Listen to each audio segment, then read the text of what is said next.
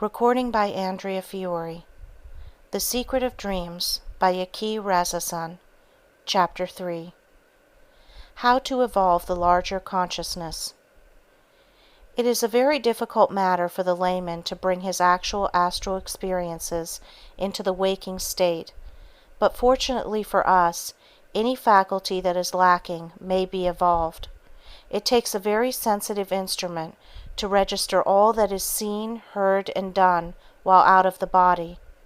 It also requires physical, emotional, and mental harmony, or the dreamer is apt to mistake an actual astral experience for an automation of the physical brain, or vice versa. To what extent the ego would guide us and warn us, if we were only sensitive and responsive to the delicate vibrations sent down into the physical brain, it is impossible to guess, says L.W. Rogers in his volume, Dreams and Premonitions. The extent by which we are guided and warned from the ego depends upon how much we are not swayed by our physical methods of artificial civilization, implying the power to impress the astral experience on the physical brain. The habit of our scattering thoughts must also be brought under control. One must be able to concentrate his mind on what he wants to think about. Camille Flammarion says 19/100ths of the human family never think at all. They are merely shallow receptives for the thoughts of others. As you acquire the habit of controlling your thoughts, and with the emotions well under control, then you begin to turn the consciousness back upon self, and as the sleeper lays his body down to rest, he gives the ego an opportunity to impress itself on the lower mind. Gradually the mind is brought under control. This connects the two different states of consciousness. At first you begin to see pictures, landscapes, faces, etc., only for a flash. Then you will fall into unconsciousness.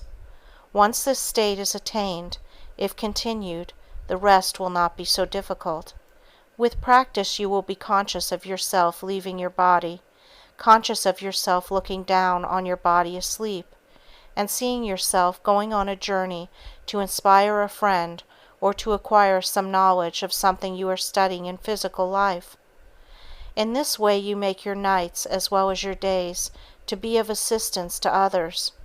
Your nights may be made useful even if you are not conscious of yourself out of the body, by suggesting to yourself upon retiring that you will go somewhere and meet someone and assist them in an unselfish act. If you persist in your suggestion on retiring, your spirit will go where you demand it to go, although you may not remember your experience in your waking state. Just as it is possible for you to render help to another in sleep, so you can influence them for a good purpose. It is also possible for you to influence another selfishly, and let me warn you here, if you do, you are practicing a black art, and as surely as night follows day, it will return and burn you as you justly deserve, so beware and think well before you act. He who dabbles in occult teachings for selfish ends treads upon dangerous ground, and he will not attain his desires, but rather the reverse. The unselfish soul who acts unselfishly can be of much service to his fellow man, not only the living, but also the misnamed dead, and they can often remember their astral happenings in waking consciousness to the minutest detail. This requires rigid training. The beginner will find it to his advantage to resolve before falling asleep that he will bring his astral experience through into his waking consciousness. It is also well to keep a notebook at hand and write down your dreams in the morning if you cannot remember your dreams. Speak to no one. Do not leave your sleeping chamber. Before the day is many hours old, your dream will come to you.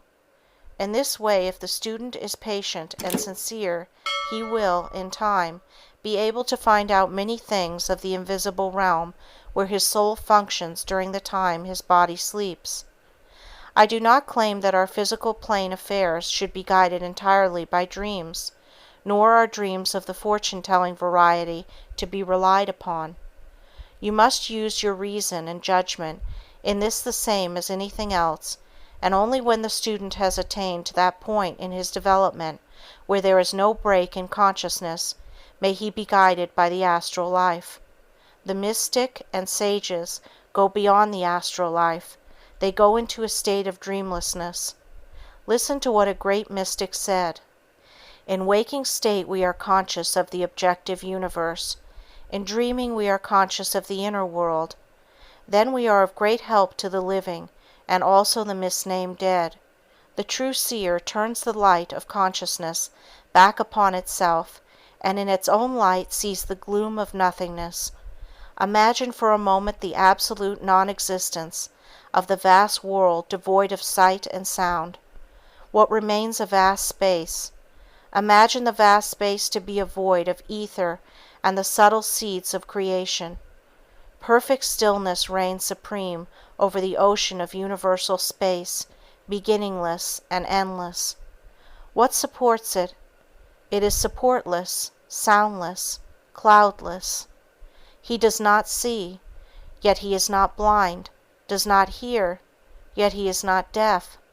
He goes beyond the feeling of time and space.